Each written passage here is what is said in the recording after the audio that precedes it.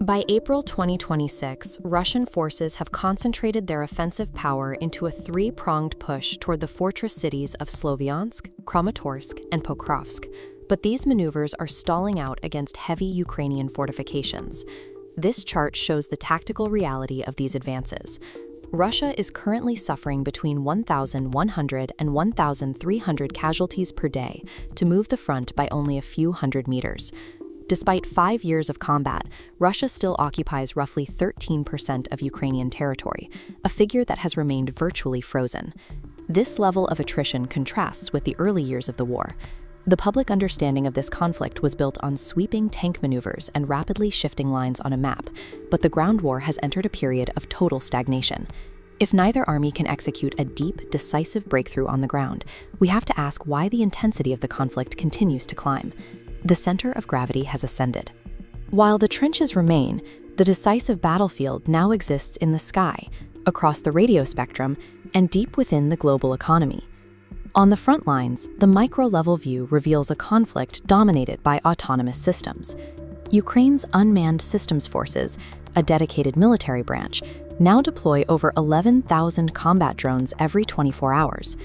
The arsenal has evolved beyond simple reconnaissance. It now includes FPV interceptors, heavy Baba Yaga bombers, and new AI-guided swarms that can navigate to targets without a GPS signal.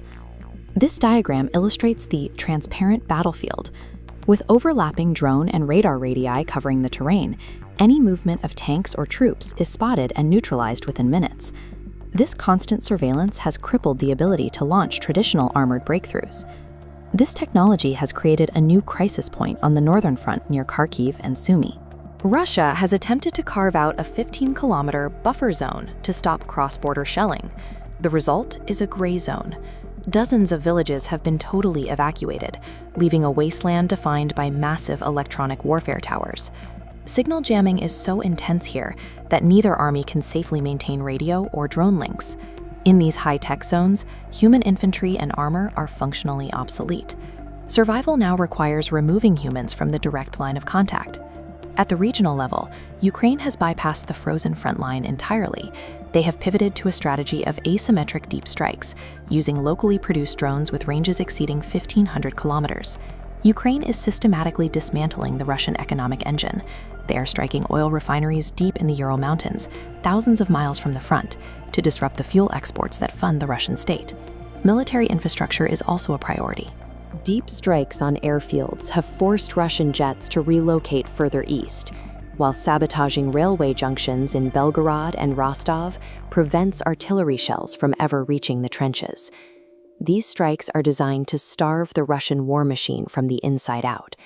In 2026, operational range has become a more potent weapon than raw manpower.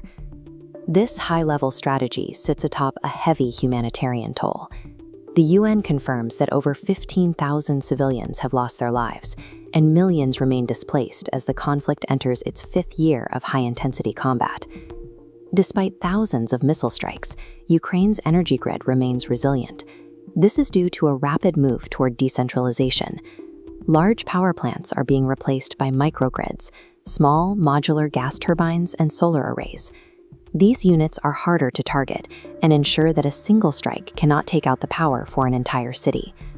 This chart shows the economic cost of the Russian offensive. Moscow has shifted nearly 40% of its national budget toward military production, creating a specialized war economy.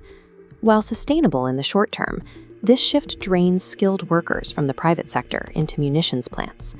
This labor shortage, combined with massive government spending that outpaces the production of consumer goods, creates the specific conditions for long-term hyperinflation and economic collapse.